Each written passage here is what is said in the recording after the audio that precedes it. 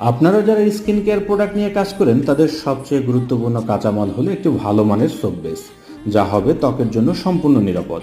তাহলে কিভাবে চিনবেন একটি ভালো ও নিরাপদ সোপ বেস?